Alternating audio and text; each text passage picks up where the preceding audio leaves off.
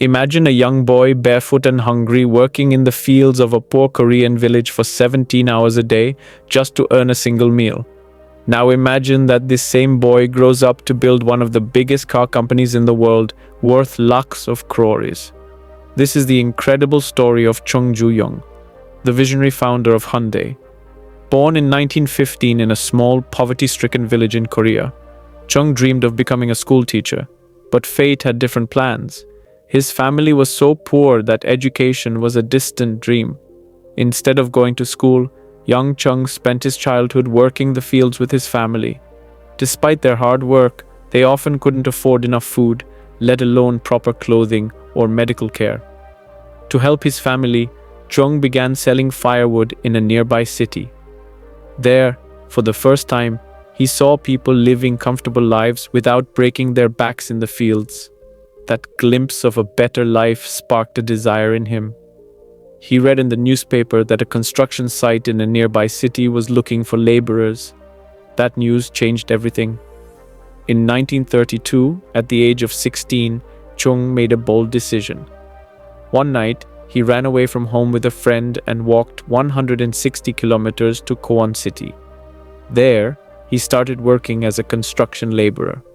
Though the pay was small, the pride of earning his own money gave him immense joy. But after 2 months, his father tracked him down and brought him back. The family rejoiced, but Chung was devastated. Those 2 months had ignited a fire within him. He had found his calling in construction. He knew then that he could never escape poverty if he remained in the village. He tried escaping twice more, but was caught each time. Finally, in 1934, at 18, he escaped once more, and this time for good. He reached Seoul and did whatever work he could find, from construction to factory work. Eventually, he got a job as a delivery boy at the Bokyang rice store. His dedication impressed both customers and the owner, and within 6 months, he was promoted to store manager. In 1937, the owner fell ill and made a surprising decision. Recognizing Chung's hard work and honesty, he handed the store over to him. At 22, Chung had gone from an employee to a business owner. Over the next 2 years, he worked tirelessly to build the store's reputation and expand its business. But tragedy struck again. During World War II, when Korea was under Japanese rule, the Japanese government seized all rice shops to supply their army, including Chung's. Once again, he lost everything. But Chung was undeterred.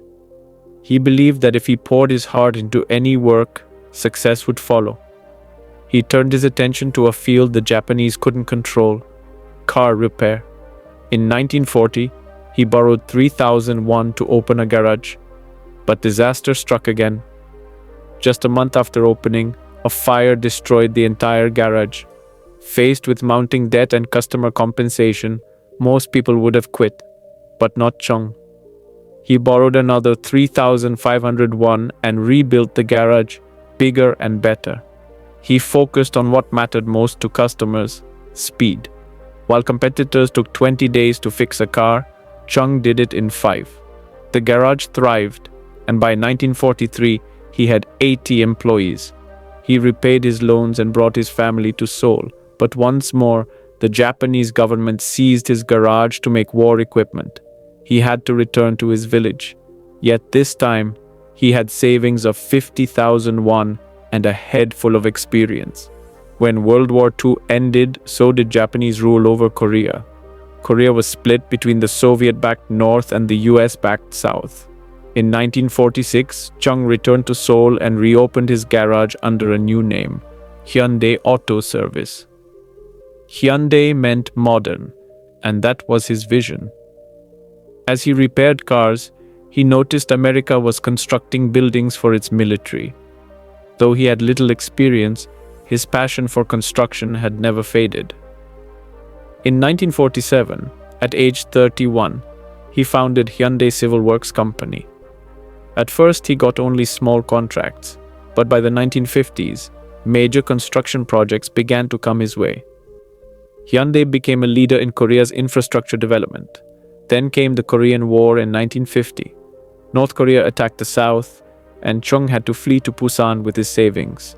But instead of hiding, he offered his services to the American military, building tents and facilities quickly and reliably. His motto was clear: can do. No matter how dangerous the project, Chung never backed down.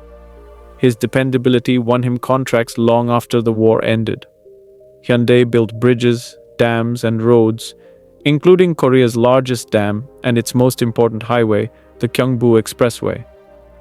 By the 1960s, Chung was in his 50s and owned Korea's most successful construction firm. But he wasn't satisfied. Having built roads, he now wanted to build the cars that would run on them. In 1967, he launched Hyundai Motor Company. Initially, he partnered with Ford to assemble Cortina cars. But after 2 years, tensions arose. Ford didn't want Hyundai to make its own cars. So Chung ended the partnership in 1973 and sought new collaborators. GM and Volkswagen said no. Finally, Mitsubishi agreed to share its car-making technology. In 1976, Chung opened a new factory and released the Hyundai Pony, Korea's first mass-produced car. It was a massive hit locally, capturing 60% of the market. But internationally, it failed. The paint faded, and the mechanics faltered. For 7 years, Hyundai Motor faced losses. Experts advised shutting it down. But Chung had a different plan. He built a massive plant to manufacture 300,000 cars a year. People thought he was mad. Who would buy so many cars in a market of just 30,000? But Chung saw the future. Korea's economy was booming, and the demand for cars was set to explode. Moreover, these new cars were made for export. In 1982, the improved Pony 2 was released. It was a hit in Korea and abroad, especially in Africa, Latin America, and Canada. Hyundai became profitable and globally respected.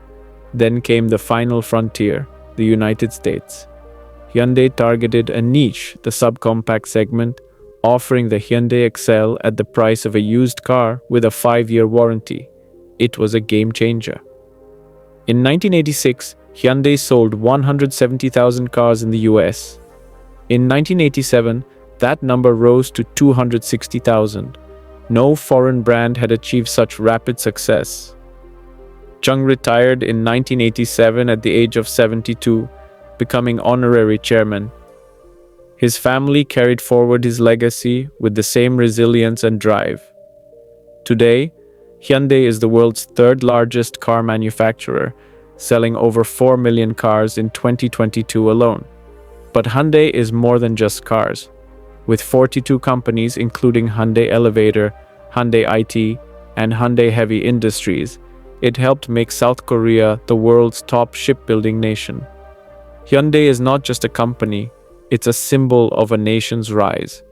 And it all started with one poor village boy who didn't have money, education, or food, but had a dream, a vision, and an unbreakable spirit.